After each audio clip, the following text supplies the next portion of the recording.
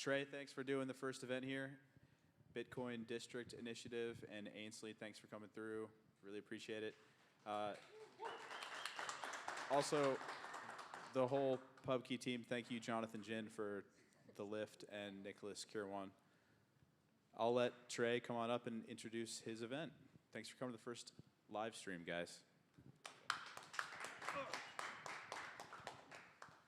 Thank you, Dan, and thanks everyone for coming. My name is Trey Musgrave, president of Bitcoin District Initiative.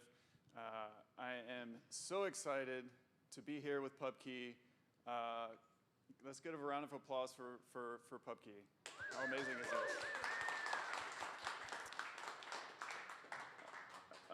this? There's a very lively Bitcoin community here, and PubKey coming to town really feels like they're bringing home with them, giving us a home here in DC. So very much appreciate it. So today we have a local Bitcoiner and musician, David Tarr. He's going to sit down with Ainsley Costello. Many of you know Ainsley. She's very popular in the Bitcoin and Nostr space. So looking forward to hearing you guys. And yeah, thanks for coming.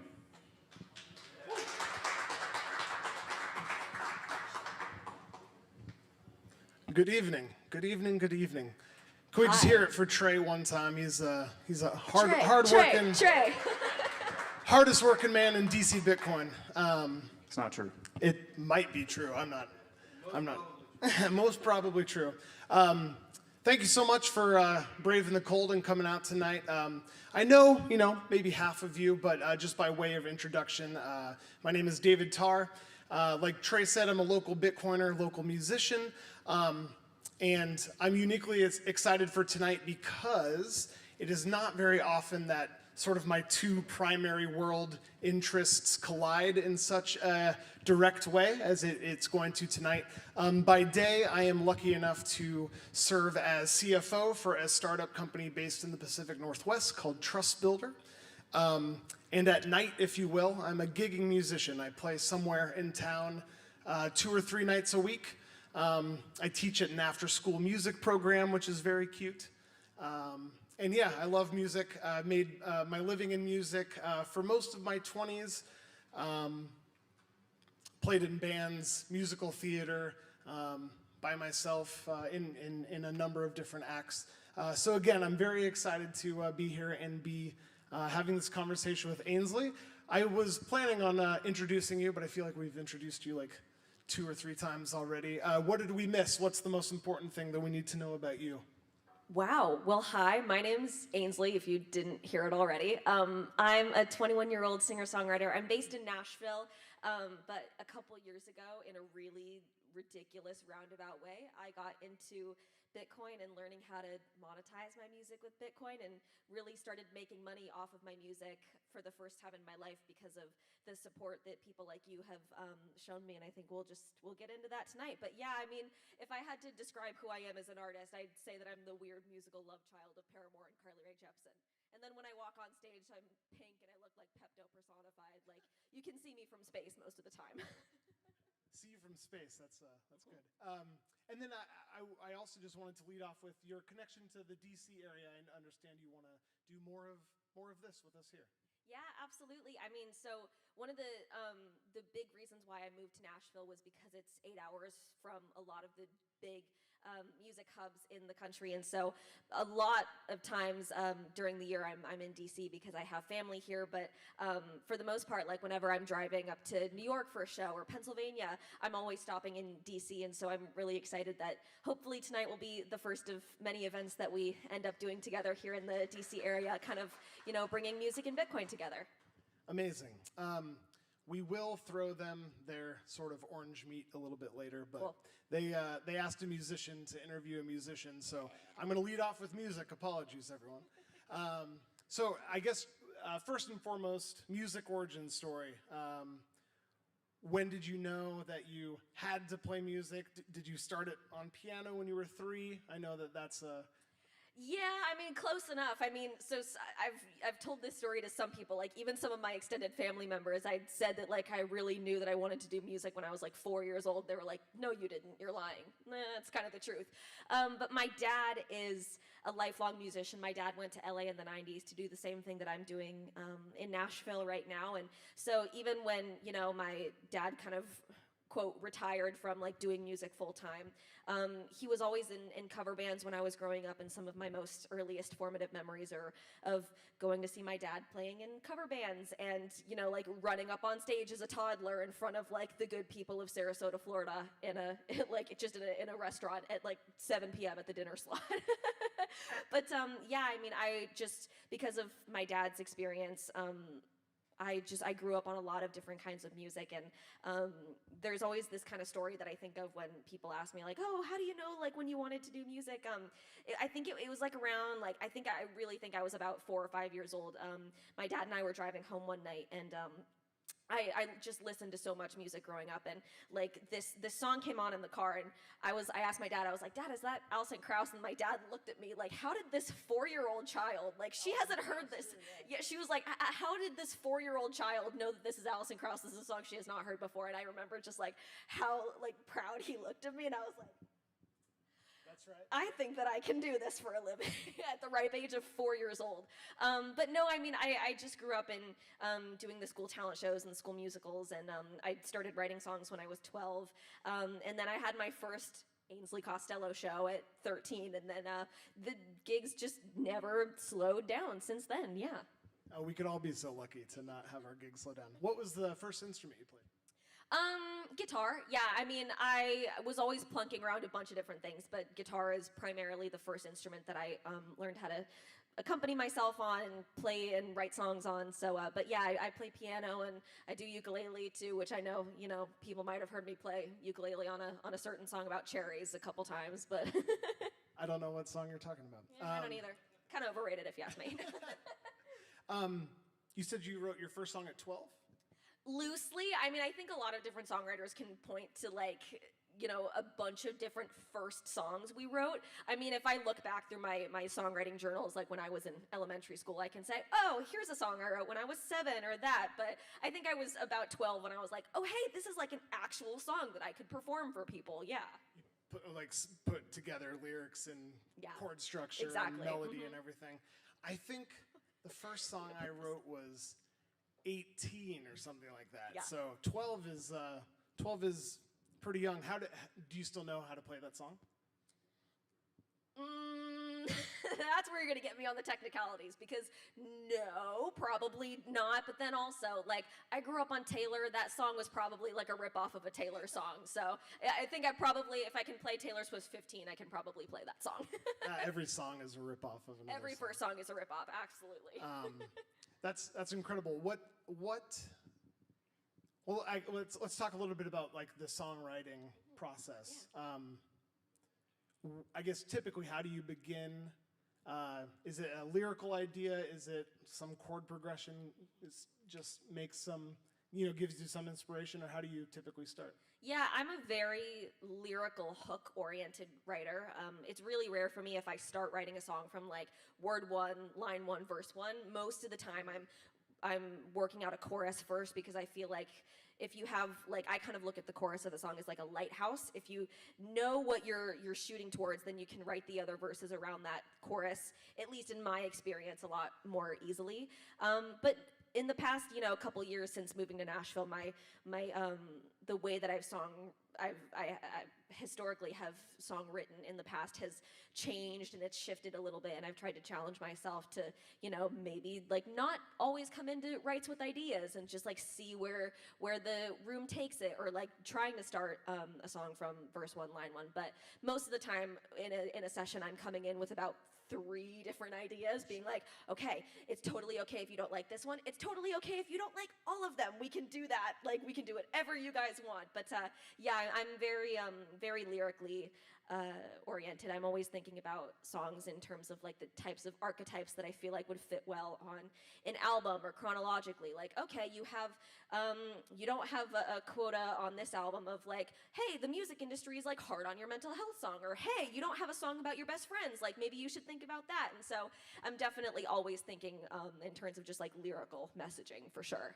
Well, one thing I can say for sure is that you can write a hook. Oh, thank you. I really appreciate Your that. stuff is very, very catchy. I approach writing in a different way where I try to stay away from the typical like the pentatonic scale, Yeah. and I try to be out there and all this stuff. And Artsy, avant-garde. Yeah, exactly. But it ends up being like, for lack of a better term, like not catchy. And then I'm like, well, what am I really doing? So Artistic. yeah, I'll take it. I'll take it.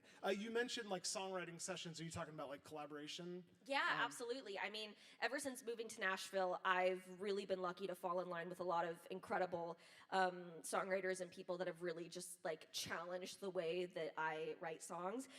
In Nashville, there are two kind of like big primary ways to write songs. There is the kind of like typical 3-hour songwriting session where you walk in with 2 or 3 people that you've probably never even met before and you don't get up until the song is finished. Or something that I've been doing more in the past couple of years is like you just go in with another producer and maybe another lyric writer, and a producer is like making the track in the room as you go along while you and another person are kind of writing up the lyrics. And so when I first moved to Nashville, I was doing a lot of the sit down for 3 hours with 2 other like just songwriters, and that was really how I learned to write hooks and write in a really work around that like traditional Nashville verse, pre-chorus, bridge, chorus, out, and like where I really learned the formula of how to write like a radio-ready pop song or a country song.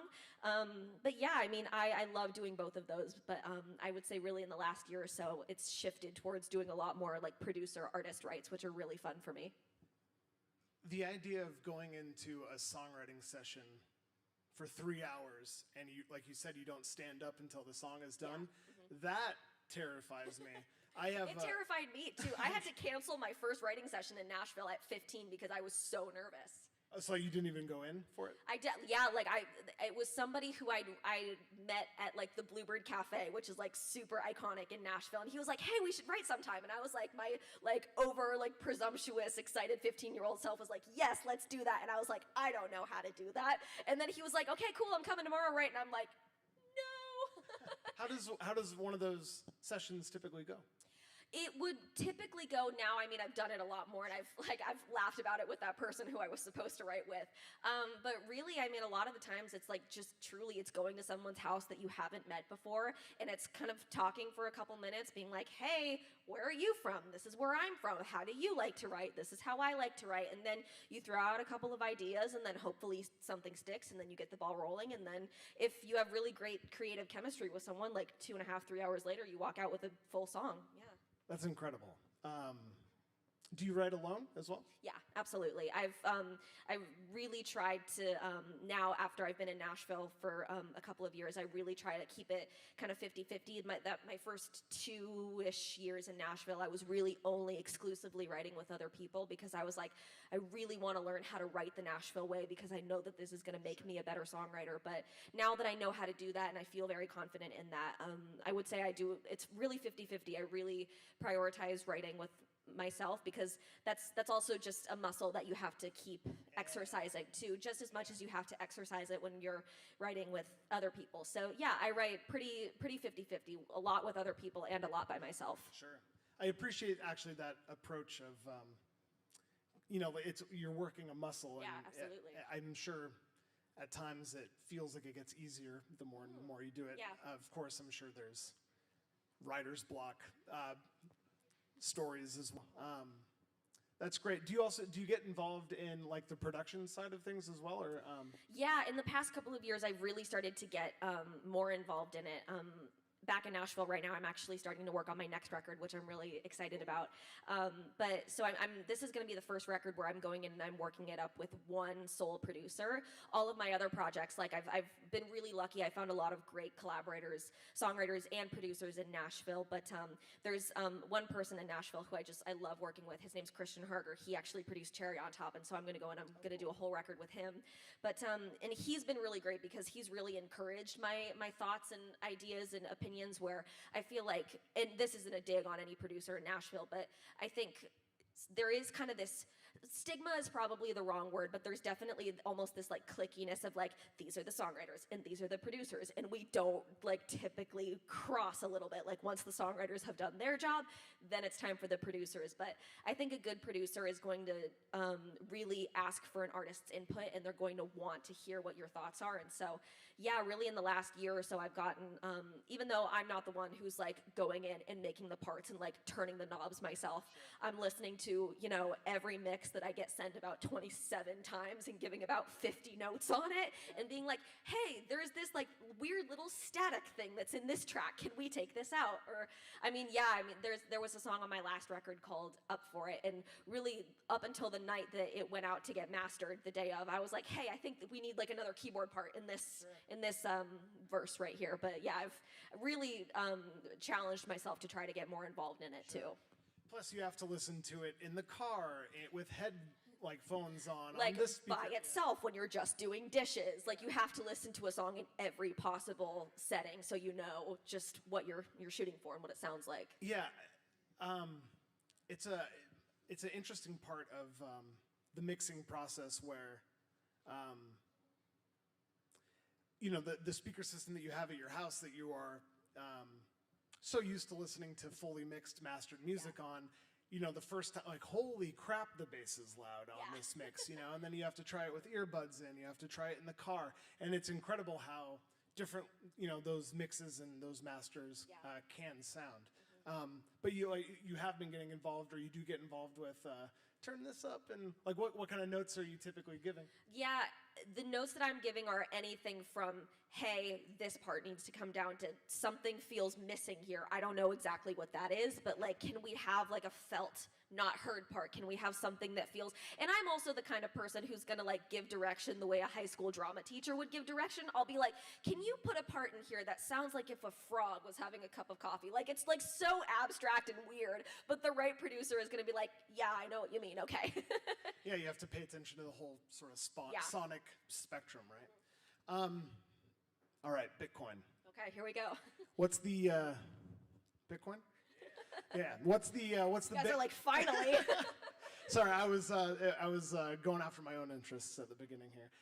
What's the Bitcoin origin story? Yeah, my Bitcoin origin story is truly ridiculous. So 2.5 years ago in Nashville, where I live, who'da thunk, we have a place in Nashville called Bitcoin Park. And in true Nashville style, it's the old Florida Georgia Line houses that are right off Music Row, where all of our labels are, where a lot of our big recording studios are. Florida Georgia Line, I think, had owned those houses and recorded like crews in those houses and whatnot. It's wild. But so, you know, however many years later, you know, the guys at Bitcoin Park started Bitcoin Park. And so in July of 2023, my dad had been kind of like a Bitcoin, like he was like Bitcoin curious. He was kind of just like following the news around it, and he went down to Bitcoin Park just to kind of check out what was going on. And just so happened that day there was a lightning summit where a bunch of new platforms and developers and whatnot were kind of just like showing off what they were working on. And my dad sat in on the demo for this new streaming company called Wavelake, and he came home that night and he was like, Ainsley, I want you to trust me on this one, and I want you to go down tomorrow and just check it out. You don't have to commit to anything. You don't have to really even like this, but just go down tomorrow and check it out. So my mom and I go down the next day, and I sit in on, you know, basically the same demo that Wavelake had given the day before, and I see that it's a new streaming platform that's paying artists in micropayments of Bitcoin and sats. And so I remember, so Sam Means, who was the main guy at Wavelake, he was giving his presentation, and I was like, oh, is Sam Means here? Right as he walks in, hi, Sam. There is the man, the myth, the legend.